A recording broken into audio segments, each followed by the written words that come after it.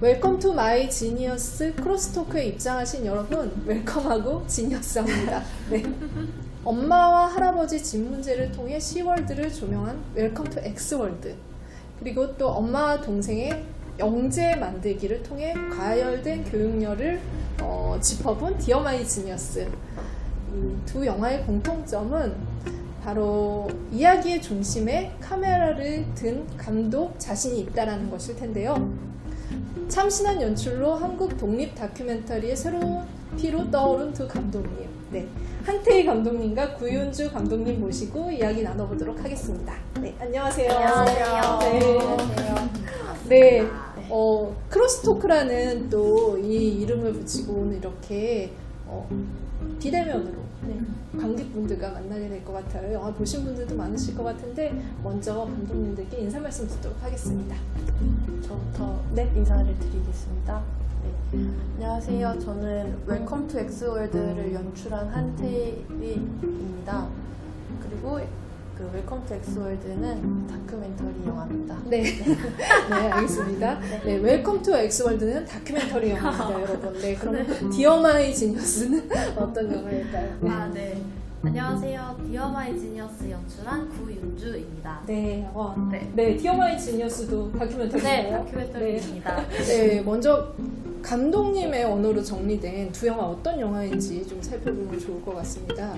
제가 이제 시월드라는 표현을 쓰면서 이 영화를 소개해드렸는데 웰컴 투 엑스월드.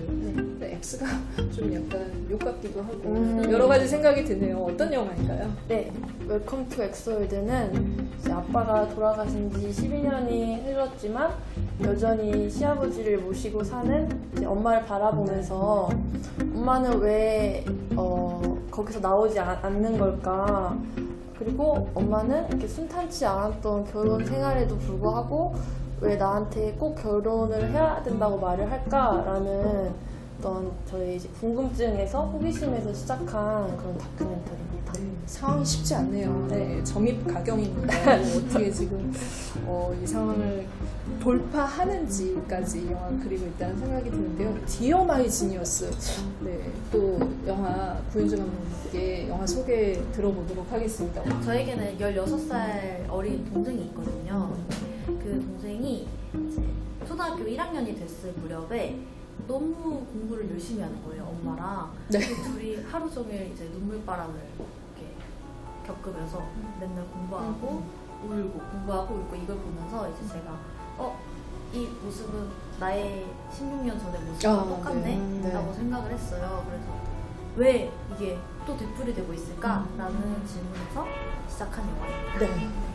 얼핏 들어서는 큰 문제 없어 보이는데 공부를 너무 열심히 해도 어떤 문제들이 있다라는 그런 문제의식에서 출발을 했고, 특히나 또 이제 16년 전에 본인의 모습을 좀 겪었던 것들이 기억이 나는 그런 것들을 통해서 이야기가 들어가기 때문에 훨씬 더 깊은 이야기가 나올 것 같습니다.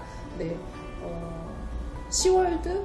본가의 전쟁인가요? 어떻게 보면은, 네, 어디든 평온한 곳이 없다라는 생각이 드는데, 네, 더 깊이 그러면은 이 가족들에게 어떤 이야기들이 있는지 얘기를 나눠보도록 하겠습니다. 근데 일단은 저는 이제 관객분들이 보시면서 이 두 영화에 대한 어떤 이제 평가를 해주시겠지만, 두 감독님이 연출자로서 그리고 비슷한 어떤 연출적인 고민을 한 분으로서 서로의 영화를 어떻게 봤을지 너무 궁금해요. 그래서 정말 이 지점은 내가 해결하지 못한 지점인데 너무 좋았다, 너무 높이 평가한다, 이런 부분들이 있으시겠죠? 웰컴 투 엑스월드의 가장 큰 강점은 제가 너무 부러웠던 강점을 한다면 너무 엔딩이 너무 좋았습니다. 네, 결말로 그냥 바로 가나요? 일단 이렇게 여러 가지를 볼 수 있겠지만 영화를 찍으면서 다큐멘터리 내에서 엔딩을 낸다는 게 얼마나 어려운 것인가에 대한 결말을 짓는다는 게 되게 어렵다고 생각을 했었는데 그 결말이 굉장히 스포가 될 수 있을까요? 두글두글. 둥그렇게 엔딩이 정말 많은 생각을 하게 하면서도 동시에 뭔가 희망을 주는 그런 그 느낌이 너무 좋더라고요. 네, 아마 진짜 말씀하신 그 고민 지점이 많은 분들, 다큐멘터리 연출하시는 분들이 이 이야기들을 어떻게 끌고 가서 관객들에게 마지막에 어떤 이야기를, 메시지를 던질 것인가 고민하셨을 것 같아요. 그 부분이 일단 저희가 엔딩은 좀 묻어두지만 그 부분이 가장 강점이라고 생각합니다 라고 하셨습니다. 네. 또 감독님, 네. 저는 이제 많은 강점을 발견했지만 지금 제일 먼저 생각나는 거는 그러니까 그 동생 되게 나이 차이 많이 나는 윤영이를 바라본다는 것이 어떻게 보면은 이제 감독님의 어떤 어린 시절, 그러니까 감독님을 되돌아보는 일이 되었을 텐데 네. 그거를 오롯이 마주했다는 것, 그게 되게 단단한 분이시구나 네네. 이런 생각을 하게 됐던 네. 것 같아요. 간단한 이게 그러니까 저는 이제 영화에서 거의 엄마를 바라보는 카메라를 들었다면 어떻게 보면 자기 자신을 바라보는 것은 되게 많은 생각을 하게 할 것 같아요. 뭔가 좀 부끄럽기도 하고 네. 어떤 성찰 같은 것을 경험하게 되니까 그런 부분에서 되게 멋지다. 이 영화 강점이 있다. 네, 이 영화 멋지다 이렇게 생각했던 것 같아요. 저는 그 생각 들었어요. 동시대를 사는 여성 감독이기도 하잖아요. 그래서 이 관찰의 대상인 그 어머니들의 세대도 좀 비슷했어요. 맞아. 네, 맞아요. 나보다 전 세대 여성의 이야기를 하게 되는 그 길을 열어준다라는 생각이 들었고, 분명히 이 다큐멘터리에는 여성이, 젊은 여성이 그 전 세대의 여성을 바라보는 시선이 존재한다라는 생각이 들거든요. 이 다큐를 방향을 잡고 주변에 얘기를 했을 때 제 또래 친구들이, 여성 친구들이 공감된다라는 말을 많이 해줬어요. 그래서 왜 그럴까 생각해보면 이게 결국에 좀 한 개인 대 개인이라기보다는 어떤 이 세대랑 그 다음에 전 세대, 어머니 세대들의 어떤 큰 차이점이다라는 생각이 들었던 것 같고, 이전 세대 여성들은 좀 안 해도 될 것들을 너무 많이 강요당하고 당연시되고 그리고 이제 그 여성들이 누려야 될 것을 많이 빼앗긴 그런 세대라는 생각이 들었던 것 같아요. 그래서 되게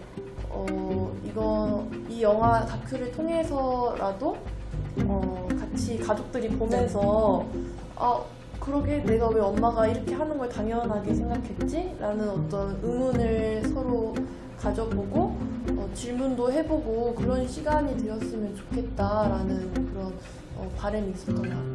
처음에는 그런 관점으로 접근을 하진 않았었어요. 그랬는데 이제 엄마의 이런 모습들, 그리고 엄마가 하는 생각들, 이런 거를 계속해서 이제 복기를 해보면 사실 엄마가 살던 그 시대, 엄마가 자란 환경이 굉장히 영향을 줬겠다 생각을 해서 그걸 좀 여성에게 전통적인 가족에 있어서 엄마라는 그 역할이 양육, 자녀 양육과 그다음 가사노동 이거 위주로 이제 딱 정형화된 그런 느낌이 있었고, 그리고 엄마는 그걸 굉장히 잘 그 가치를 계속 실현하고 있었던 거죠. 네, 그래서 그런 모습을 조금 담고 싶었습니다. 네, 알겠습니다. 네. 저는 두 영화 모두가 어떻게 보면은 그러니까 거대하게 봤을 때는 집을 나가는 이야기가 아닐까라는 생각이 들었어요. 감독님 두 분도 카메라를 들고 이제 자신의 이야기를 하러 떠나는, 이 가족 구성원에서 떠나서 독립을 하고 나의 연출 세계를 펼치려고 하는 그 시점이 왔었고, 그때 이제 카메라 든 거겠죠. 그리고 또 이제 엄마에게는 또 이제 그 시아버지와 살던 그 세월을 지나서 독립을 하시는 것, 그리고 또 이제 동생의 교육, 그 세 딸의 교육에만 그 어떻게 보면 목을 맸던 어머니가 어떻게 보면 자신을 돌아보게 되는 그런 또 다른 떠남이 다 기다리고 있다라는 생각이 들어서, 이 떠난다라는 것, 그러니까는 독립을 한다는 것, 이게 굉장히 이 영화의 화두라는 생각이 들거든요. 영화를 다 찍고 나셔서 더 그 생각이 많이 드셨을 것 같은데 어떻게 정리하고 싶으신지. 집을 떠난다는 것? 네. 집을 일단 집이라는 것 자체가 저한테는 약간 있고 싶은데 있기 싫은 곳? 네. 되게 양가적인 감정을 불러일으키는 곳인 것 같아요. 그러니까 막 그 제한이 있으면은 훨씬 더 행복하게 있을 수 있는 거? 그러니까 너 3시간만 있다가 하면은 3시간밖에 못 있어? 하면서 어떻게든지 좋게 소중한 시간을 보내게 되고 핸드폰도 안 하고 더 대화를 많이 하게 되는데 또 너 여기서 평생 살아 하면 그럼 내일 해도 되겠다 이야기 오늘은 뭐 잠깐 누워있자 이렇게 되게 갑자기 또 사람이 한순간에 이렇게 마음이 바뀌는 곳인 것 같아요. 네. 그래서 그게 저한테는 양가적인 감정을 느끼게 해주는 곳인데 그런 집을 나온다는 것이 처음에는 저한테는 그럼 이제 나와서 엄마와 나 둘만 있는 공간을 얻게 되는 거니까 마냥 행복하겠다 네. 이런 생각을 했던 것 같아요. 근데 실제로 지금 그 집에서 이사간 집에서 네네. 3년 정도 지내고 나니까 어딜 가도 집은 집이다 이런 생각이 드는 네. 것 같아요. 그러니까 똑같이 할아버지랑 같이 살 때처럼 좋은 일 있고 나쁜 일 있고 나쁜 일이 좋은 일 되기도 하고 좋은 일이 나쁜 네. 일 되기도 하고 그런 공간인 것 같아요. 그냥 진짜 알쏭달쏭 알쏭달쏭한 공간. 네. 기자님 말씀처럼 진짜 웰컴 투 엑소월드나 디어 마이 지니어스가 진짜 독립이라는 화두를 또 하나의 키워드로 갖고 있는 것 같은데 이제 집을 단순히 이제 정말 물리적으로 집을 떠나는 거 그것도 있지만 이제 사실은 내적인 독립 그러니까 부모로부터의 독립일 수도 있고 나 네. 자신 스스로가 어떻게 자주 독립 뭐 이런 되게 어려운 말일 수도 있지만 사실 내가 나로 사는 거를 알아간다 이게 이 영화가 가지고 있는 이야기들인 것 같거든요. 네, 그래서 내가 나로 그러니까 윤주가 윤주로 살아갈 수 있는 거, 엄마가 엄마로 살아갈 수 네. 있는 거, 네, 그거에 대해서 다루고 있었던 것 같아요. 네. 어떻게 보면은 객관적으로 바라보지 못했던 구성원들이 이렇게 카메라를 통해서 각자의 그런 정체성, 각자의 독립을 하게 되는 그리고 더 깊이 그럼으로 인해서 더 깊이 이해해가는 영화 이 두 편 안에 그런 메시지들이 담겨 있다는 생각이 듭니다. 한태희 감독, 구윤주 감독 두 감독님 모두 다큐멘터리를 매개로 자신의 가족의 이야기를 만드는 계기 이런 것들을 만들어 나가고 있는데요. 이 두 감독에게 카메라가 없었다면 이렇게 해묵은 관계를 돌아보는 그런 일들이 일어났을까? 이루어졌을까? 이런 생각이 듭니다.